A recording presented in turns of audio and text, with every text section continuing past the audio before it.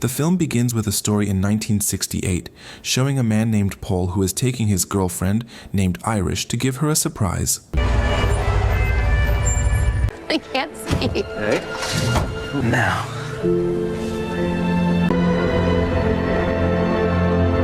Arriving at the location, how happy Irish is when she's taken to the Skyview Tower restaurant, which was so famous at that time. Then, because there is one more surprise, Paul invites Irish to immediately enter the restaurant. It's bad luck. Sorry, sir. Go on. Smile. Arriving in front of the elevator, Irish instantly feels hesitant when seeing the elevator load exceeding capacity. However, feeling it still fits, Paul invites her to go up. Going up.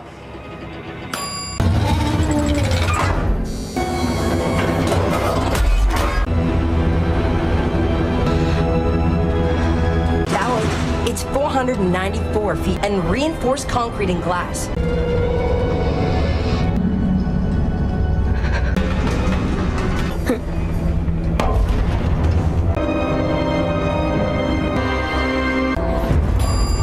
Finally, Irish feels relieved after the elevator arrives safely. However, a moment later, Irish, seeing all the tables are full, immediately asks Paul to go to the bar area.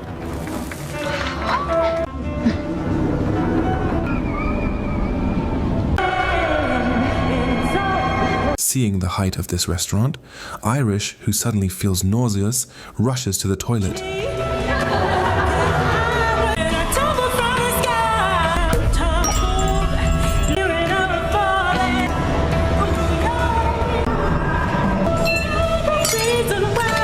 And as we can see, something terrible begins to show its signs.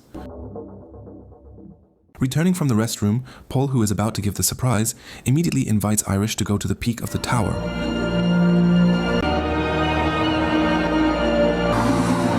I really Sorry, I wanted to view. Oh, I'm so sorry, of course. Yeah. Apparently, Paul's purpose in taking Irish to this place is to perform a romantic proposal, until in the midst of happiness, Irish tells him that she is already carrying the baby seed, the result of the illicit affair they have been living. Instantly, that news makes Paul even happier, especially since Paul is already eager to marry Irish. Although the ring is a little too small, Irish looks happy when accepting Paul's proposal. Then after her proposal is accepted, Paul immediately invites Irish to celebrate her happy moment with the visitors. However, when about to enter, Irish gets worried about something that will be done by a little kid who was scolded earlier by the security. Due to the kid's idleness, the tower's ventilation fan gets jammed after being wedged by a coin that the kid threw. A few moments later, due to the barbarity of the dance the visitors are doing, a terrible thing happens to the tower's support iron.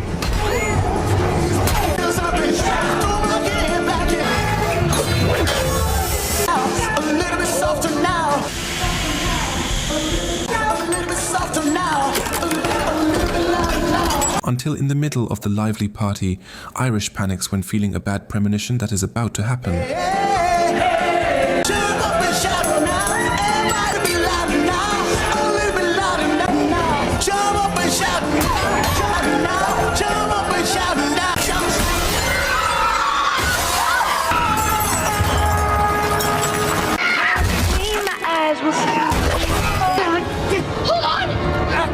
Due to the coin the kid threw, a terrible event occurs, and now Paul, who is hanging on, tries to survive. But tragically, Paul cannot hold on and falls from the tower.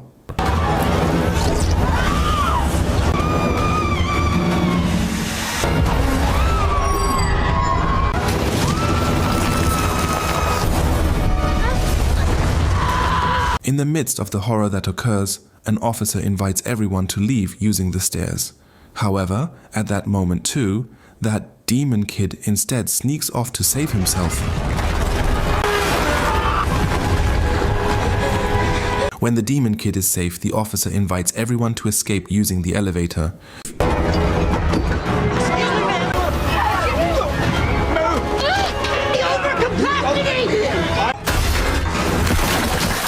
Luckily, Irish decides not to enter the elevator. However, now the situation at Skyview Tower is getting worse.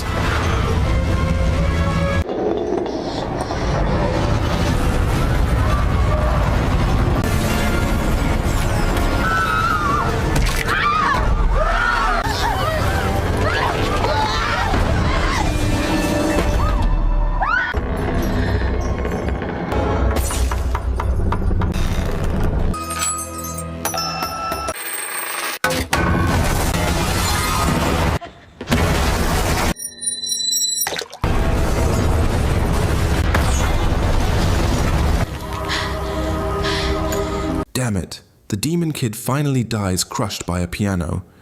Meanwhile, at the peak of the tower, Irish, who sees a kid who is still safe, rushes to save him.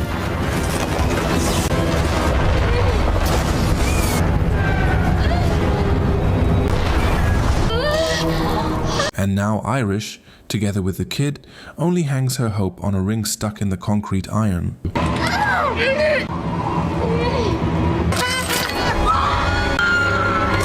How unfortunate. Irish and the kid also become victims in that tragedy.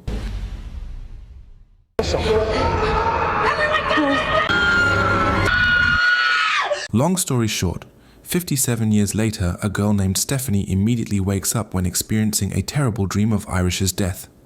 In the midst of shock, Stephanie immediately vents to her roommate that lately she often experiences terrible dreams of her grandmother's death when she was young. Apparently, this Stephanie is Irish's granddaughter, whom we saw at the beginning of the film. Hearing that clearly makes Val feel it's ridiculous, because if your grandmother died when she was young, your mother and also you wouldn't exist. Then, Val suggests Stephanie take college leave and go meet her grandmother to confirm it.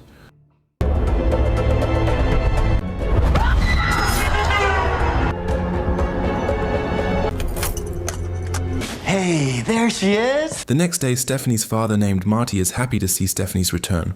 After some small talk, Stephanie, who is curious, immediately looks for the family album to see the figure of Grandma Irish. However, the father says that the album has been hidden by the mother before she ran away. In the middle of the chat, the youngest, Charlie, who comes, immediately says goodbye to go to the uncle's house. Hearing that, Stephanie rushes to take Charlie, especially since she feels she will get information about the grandmother from her uncle. Dude, calm down, alright? We'll find it. It's a ranked match! It's a ranked match! No way! Hey! Arriving at the uncle's house, Stephanie's arrival is welcomed by several of her cousins. Then after chatting a bit, Stephanie rushes to meet the uncle. When meeting her uncle named Howard, Stephanie says that she only wants to ask about the grandmother's whereabouts. Hearing that instantly makes Howard shocked, where he asks Stephanie not to talk about that matter. Then Stephanie says that lately she often experiences strange dreams regarding the death of the grandmother who was still young in the incident of the collapse of Skyview Tower. Hearing that, Howard asks Stephanie to undo her intention, especially since after the incident of her husband's death, Grandma Irish is now experiencing acute paranoia about death. Then after informing her of that, the uncle, who's about to leave, asks Stephanie to stop finding out about her grandmother's whereabouts. However, a moment later, Stephanie begs the uncle's wife named Brenda to tell her the grandmother's whereabouts. Although worried, Brenda, seeing Stephanie begging, asks her to check a drawer in the back room. Until after checking, sure enough, Stephanie finds an envelope containing an address and also a photo of the grandmother, which is exactly the same as what she saw in her dream.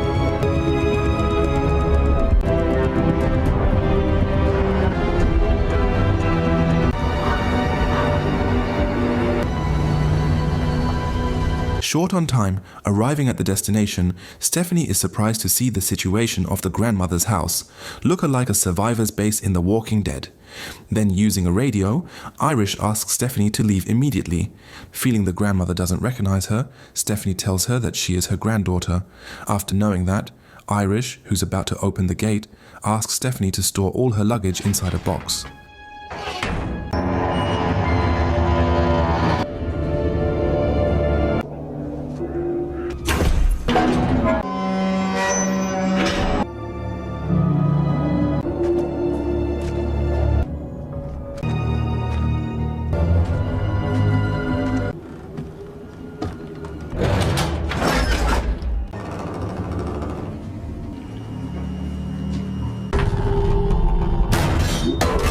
A moment later, Irish is happy to see the face of her granddaughter, who is now an adult. Then with full alertness, Irish immediately asks the purpose of her arrival.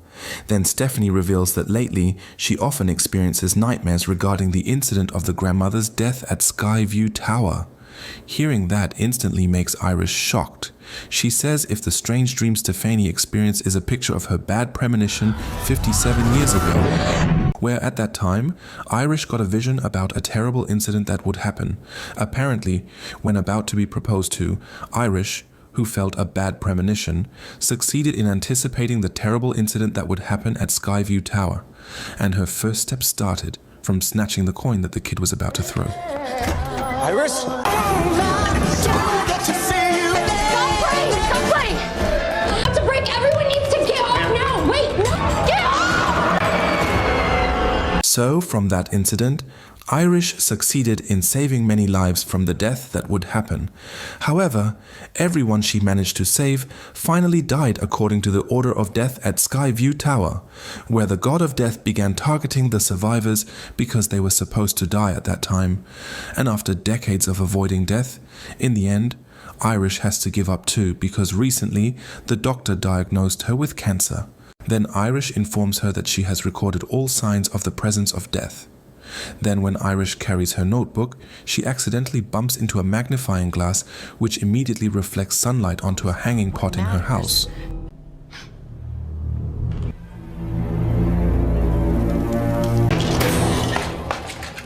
Thanks to the instinct and experience she possesses, Irish succeeds in thwarting the god of death's attempt to make her die. Until a moment later, Irish immediately gives her research book to Stephanie just in case. Especially since she is sure the dream Stephanie experienced is a sign that death will soon come to her family. However, Stephanie, who feels the grandmother's statement is too made up, does not believe it. Coming for our family. No, I'm... Stephanie!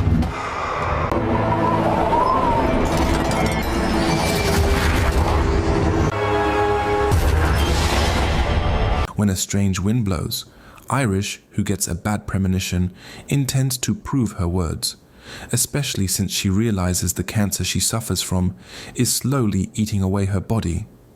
Then before death picks her up, Stephanie immediately gives the notebook and hopes her descendants can avoid death longer.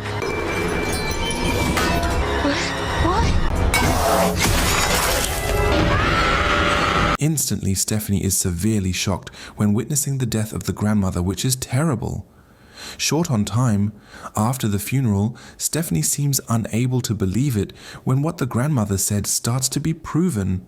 Then when Stephanie tells all the grandmother's words to her father and uncle, instantly their attention is distracted when seeing the arrival of Darlene. Wow. Apparently, after running away for a long time, Darlene, hearing the news of the mother's death, is seen coming to pay respects.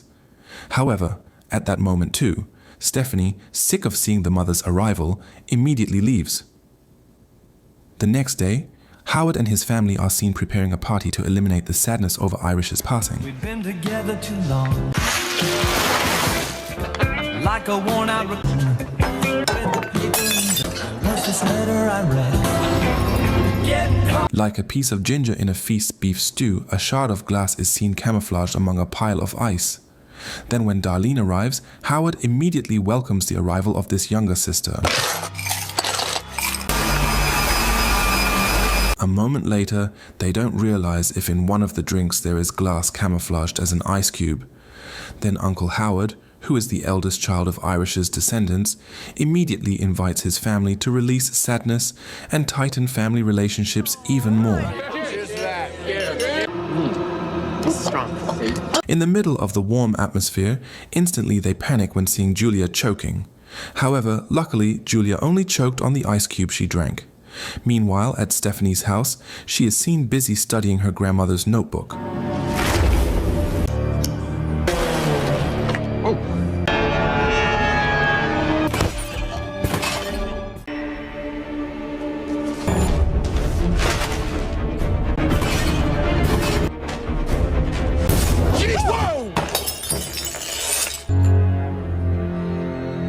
After looking at the book, instantly Stephanie feels a bad premonition that will happen to her family. Back to the party. When Bobby and Charlie are busy playing on the trampoline, they invite their father to join. However, at that moment too, Darlene immediately stops them when seeing a grass rake under the trampoline. Come on, Uncle Howard. Oh, here you go. Careful, Howard! However, at this moment the sign of death begins to happen.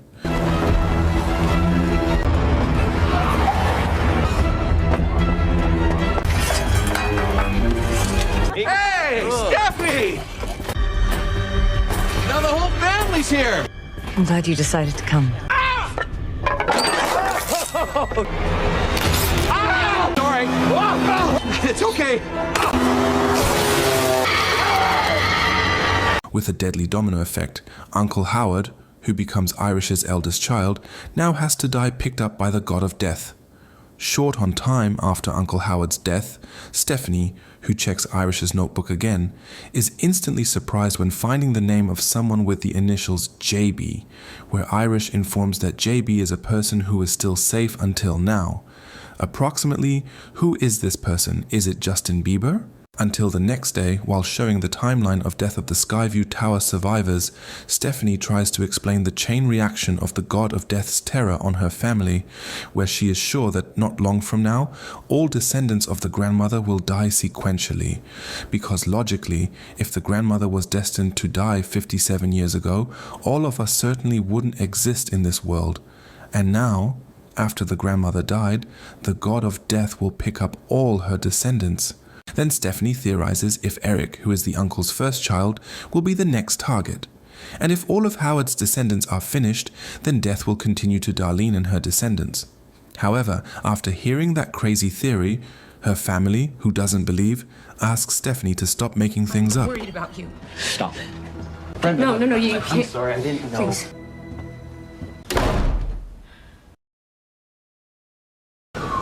Things. That night, after closing his tattoo shop, Erik, who is about to tidy up, is seen turning up the metal music he listens to.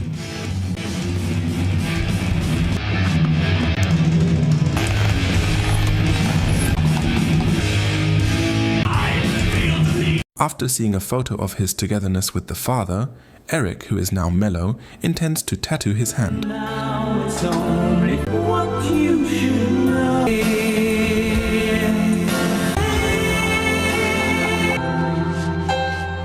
After the father's tattoo was finished, suddenly something terrible happened. I can't forget the scene. Yes, that's the way the story goes.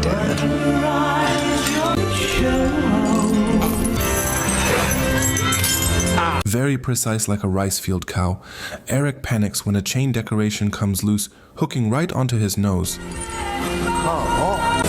Come on. Okay. Ow!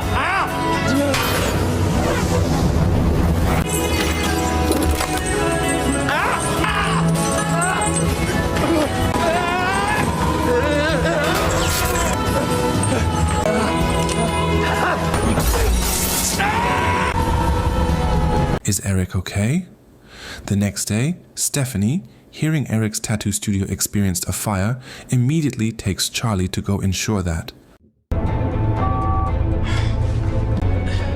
Steph! In the middle of the journey, Stephanie is surprised as well as happy when seeing Erik is fine. Then Erik tells that last night he, who was trapped in the blazing fire, managed to survive thanks to the leather jacket he wore. After saying that, Erik, who is fed up, asks Stephanie to forget her crazy theory, especially since what Stephanie revealed was never proven. Although shocked, Erik says that the event earlier proves that Stephanie's theory is only limited to excessive fear, until in the middle of anxiety, Stephanie, who tries to convince Erik, suddenly feels a bad premonition when seeing a saw stuck in a tree and also kids playing ball. Until when Julia wants to go jogging, Stephanie panics again seeing a garbage truck coming. Dizzy hearing Stephanie's theories, Julia, who is fed up, immediately leaves. No one gives a shit about your stupid little for our family. Julia! Stop the truck! In the middle of the panic, the driver who is busy to listening music doesn't realize Erik's warning. At that moment too, Stephanie, who manages to climb on top of the truck, tries to save Julia. Whoa!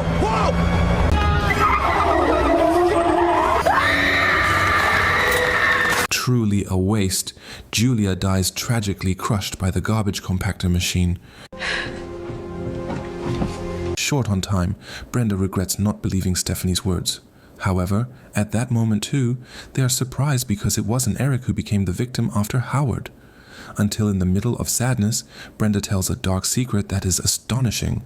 Apparently, Erik is not Howard's real child and is a child resulting from her affair. And according to her, Julia is the one who is the eldest child of Howard. Like being struck by lightning, Erik is severely shocked, knowing that all this time the mother has lied to him and also Howard. Until a moment later, Bobby realizes his life won't be long anymore, because technically, he is Julia's younger brother. Then while showing the notes belonging to Irish, Stephanie reveals they must quickly find the figure of JB to know the way to escape death. Hearing the word JB, Darlene, who often receives letters from the mother, reveals that JB is Irish's friend who works at Skyview Medical Center, Hope Reaper branch.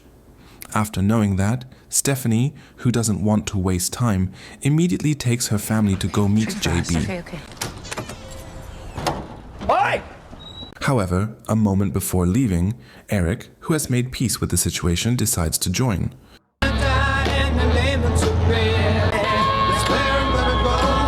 Arriving at the hospital, they who don't have much time rush to look for JB's whereabouts. Front desk is this way. I've been waiting for you, Stephanie. The JB meant is the mysterious man who always appears in every Final Destination film. Then without small talk, Stephanie asks how Irish knew JB. No, you make me wanna. Get off the dance floor! The glass is about to break Apparently, JB is the kid figure who was once saved by Irish. Feeling it's already clear, Stephanie immediately asks the way to stop death. Then JB reveals that formerly, there was a woman named Kimberly in the Final Destination 2 movie who was able to be free from death by suspended animation after she drowned in a lake and was successfully revived by medical personnel.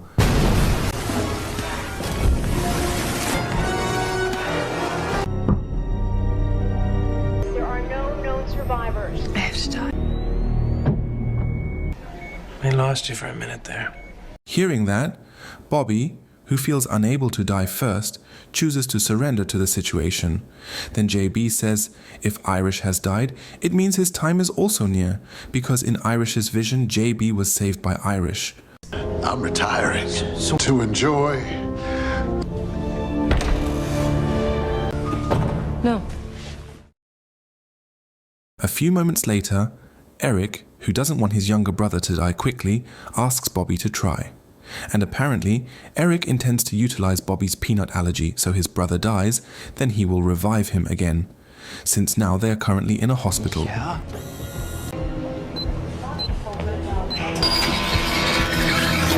Oh, maybe this is a sign, so we can just... I'm not giving up.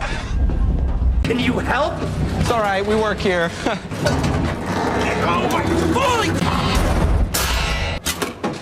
After getting peanut chocolate, Erik asks Bobby to wait in the MRI room.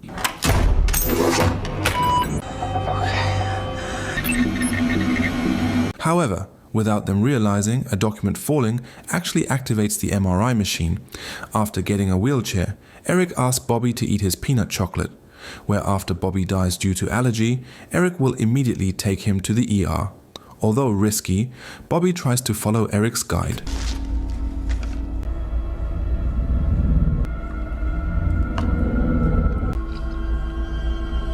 Hey, you're doing it. Yeah, you're doing it. Bobby, hey, I can't give you that. Hey, please! Bobby, this is all part of the... Hey! In the wheelchair!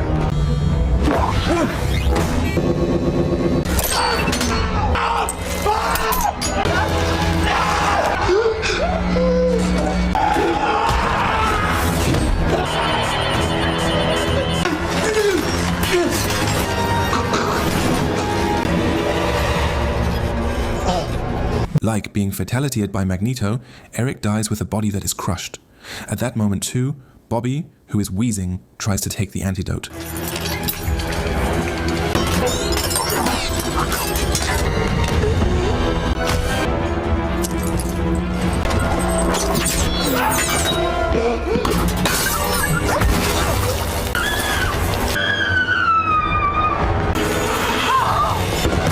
how shocked they are when seeing Bobby and Erik die tragically. Short on time in the middle of sadness, Stephanie realizes that now the god of death will aim at the mother and her descendants. However, Darlene, who doesn't want that to happen, intends to follow Irish's ways by trying to survive as long as possible in her mother's cabin. Because theoretically, if Darlene doesn't die, her 2 children will surely be safe. Although unbearable, that is the only way. However, when they leave, this old lady looks happy finding the death coin that fell.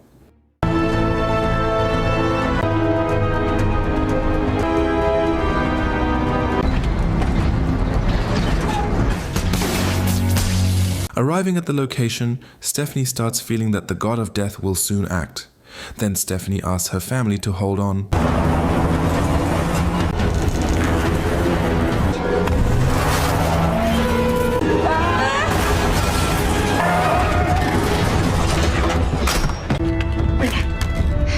After successfully breaking through, Stephanie asks Charlie and her mother to enter first, while she will try to release the jammed belt.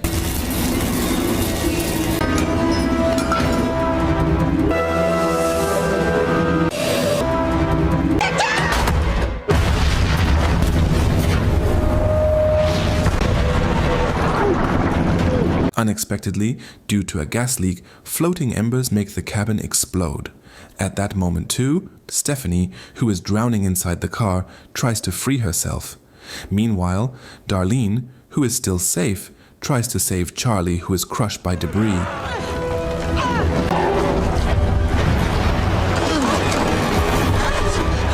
After successfully helping Charlie, Darlene, feeling a bad premonition, asks Charlie to help Stephanie. Instantly, Charlie is severely shocked when seeing the mother die, crushed by an electric pole. Until in the middle of panic, Charlie rushes to save Stephanie.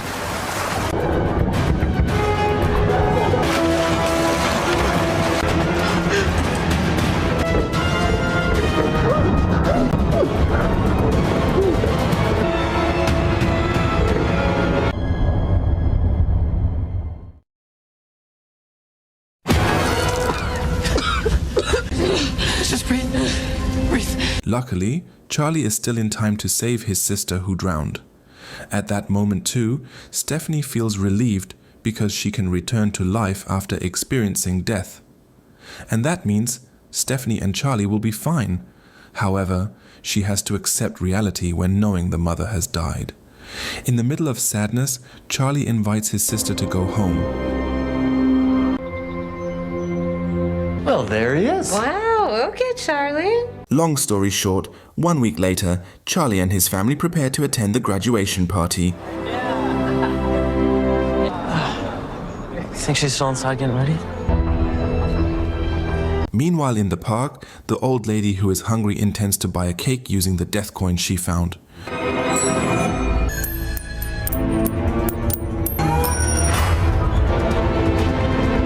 Truly unexpected, the disaster bringing coin rolls and gets wedged in the train track switcher. Back to the complex, Dr. Reddy, who comes, asks about Stephanie's condition. Then Stephanie says that after experiencing suspended animation, currently her condition is fine.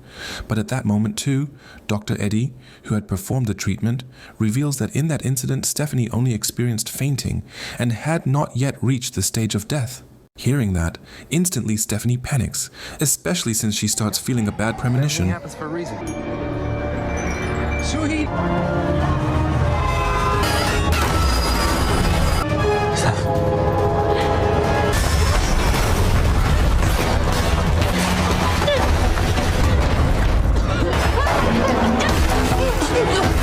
Finally, all descendants of Irish who survived Skyview Tower cannot run from death. However, in the end credit scene, it is told if the people who died in films Final Destination 1 through 6 have blood relations with the people saved by Irish at Skyview Tower, but in the end, they still cannot run from death. Final Destination Bloodlines basically teaches us that you can't outrun your family's past forever, and that some curses are literally written in your DNA. It reinforces the franchise's golden rule that you can't cheat death without paying a steep price. But this time it adds a heavy lesson on generational trauma, showing that unless someone is brave enough to step up and make a sacrifice, the cycle of tragedy will just keep destroying the people you love. Ultimately, it's a grim reminder that while we can't control when we die, we can choose whether to let our history destroy us or to finally break the chain for the next generation. Thanks for watching and see you at NWXT videos. Adios.